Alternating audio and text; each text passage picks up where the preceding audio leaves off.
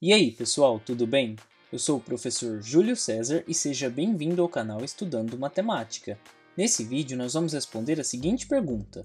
No lançamento de dois dados, qual é a probabilidade de obter um número par no primeiro dado e um número ímpar no segundo dado? E ao responder a esta pergunta, nós estaremos contemplando algumas habilidades da BNCC do ensino fundamental. Mas antes de respondê-la, já deixe o seu like nesse vídeo e não se esqueça de se inscrever no canal, para que você possa acompanhar todas as novidades que são postadas aqui semanalmente. Então vamos agora responder a esta pergunta.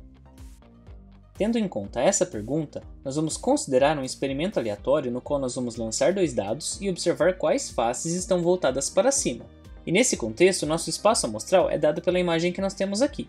Nós temos uma possibilidade de resultado para o primeiro dado e uma possibilidade de resultado para o segundo dado.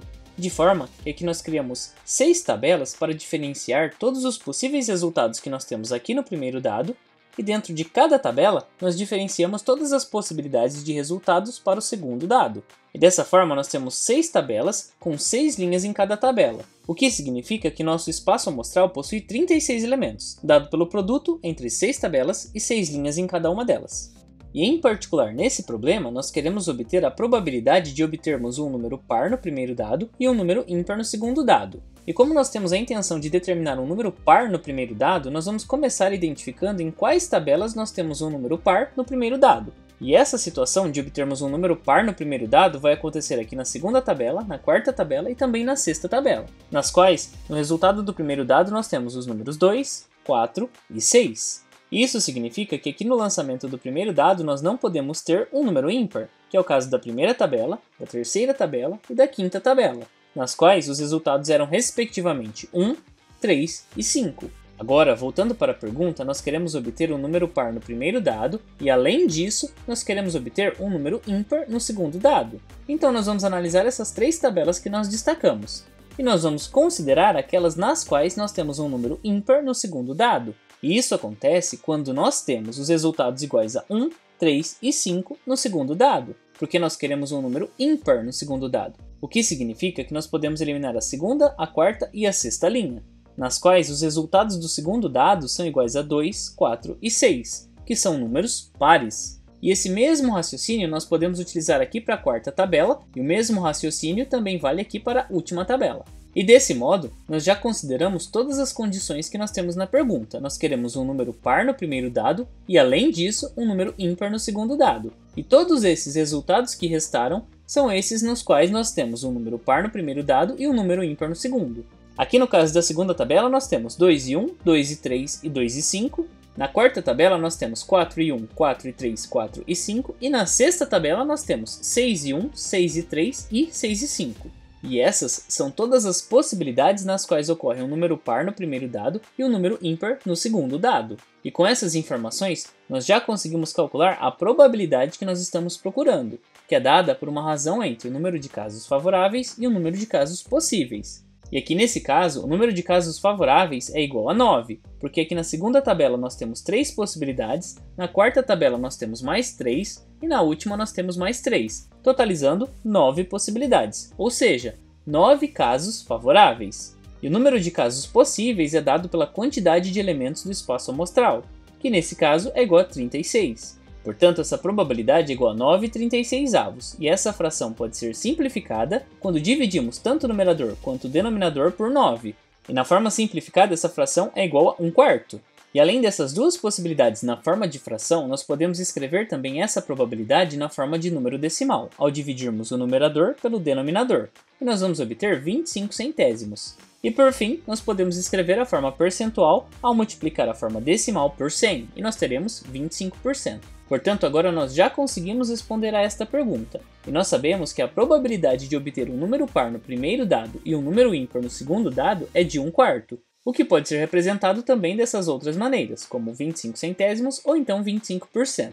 E agora nós vamos apresentar uma segunda resolução para esse mesmo problema. Nessa segunda resolução, nós vamos considerar uma maneira diferente de representar esses resultados.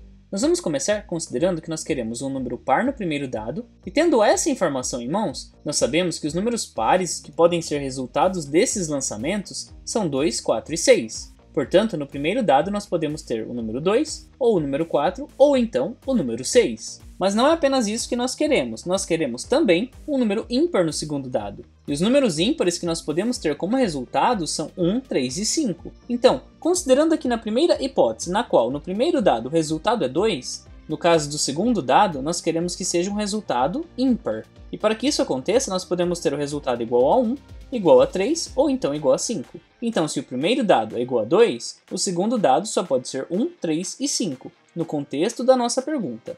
E desse modo, para o resultado do primeiro dado ser igual a 2, nós temos todas as possibilidades de resultado para o segundo dado que nós queremos aqui, de forma que elas são representadas por um número ímpar. E aqui nós já temos 3 possibilidades de resultados. Mas além dessa, e se no resultado do primeiro dado fosse o número 4? No resultado do segundo dado, nós poderíamos ter o número 1, o número 3 ou então o número 5, porque nós queremos um número ímpar.